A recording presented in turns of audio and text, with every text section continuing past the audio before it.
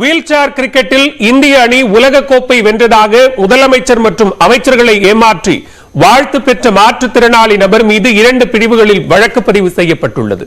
மாற்றுத்திறனாளி நபர் ஒருவர் பலரை நம்ப வைத்து ஏமாற்றியது எப்படி?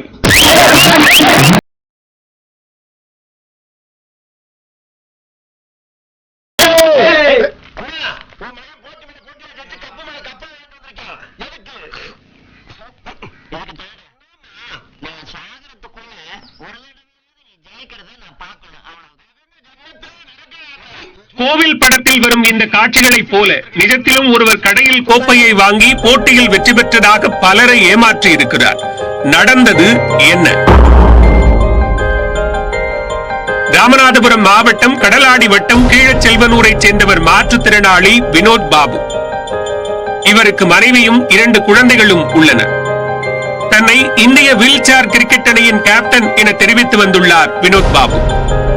லண்டனில் நடைபெற்ற T20 உலக கோப்பை போட்டியில் கோப்பை வென்றதாக கூறி தமிழக முதலமைச்சர் மு.க. ஸ்டாலின், அமைச்சர்கள் ராஜகண்ணப்பன், உதயநிதி ஸ்டாலின் ஆகியோரை நேரில் சந்தித்து வாழ்த்து பெற்று புகைப்படம் எடுத்துக் கொண்டார் வினோத் பாபு. இந்த புகைப்படங்கள் பத்திரிகைகள் மற்றும் தொலைக்காட்சிகளில் வெளியானது. இந்நிலையில் இவர் இந்திய வீல் சேர் கிரிக்கெட் அணியில் இல்லை என்றும் போலியான தகவல்களை தெரிவித்து பலரையும் ஏமாற்றி வருவதாகவும் சென்னை தலைமைச் செயலகத்திற்கு புகார் சென்றது. இதனையடுத்து ராமநாதபுரம் உளவுத்துறை போலீசார் நடத்திய விசாரணையில் வினோத் பாபு இந்திய வீல் சேர் கிரிக்கெட் அணியிலேயே இல்லை என்றும் அவரிடம் வெளிநாடுகள் செல்வதற்கான பாஸ்போர்ட்டே இல்லை என்றும் தெரிய வந்தது. மேலும் அவர் வெளிநாடுகள் சென்று போட்டியில் பங்கேற்பதாக கூறி பலரிடம் பணம் வசூலித்ததும் அம்பலமாகியுள்ளது.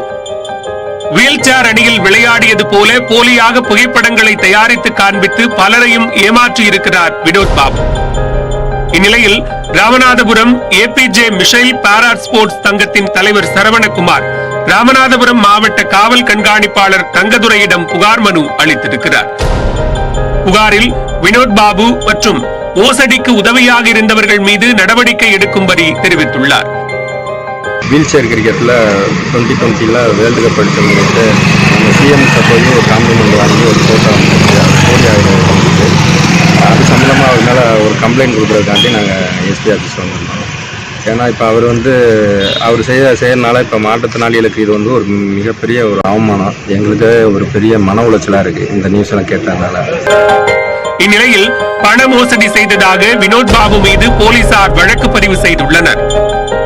ராமநாதபுரம் மாவட்டம் சத்திரக்குடி MDX டாக்ஸ் நிறுவனத்தில் பங்குதாரராக இருக்கும் தினேஷ்குமார் எஸ்பி அலுவலகத்தில் ஒரு புகார் மனு கொடுத்துள்ளார்.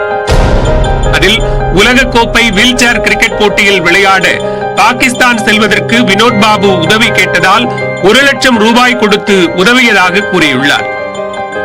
பொய் சொல்லி பணம் வாங்கி மோசடி செய்த வினோத் பாபு மீது நடவடிக்கை எடுக்க வேண்டும் என புகாரில் தினேஷ்குமார் தெரிவித்திருந்தார்.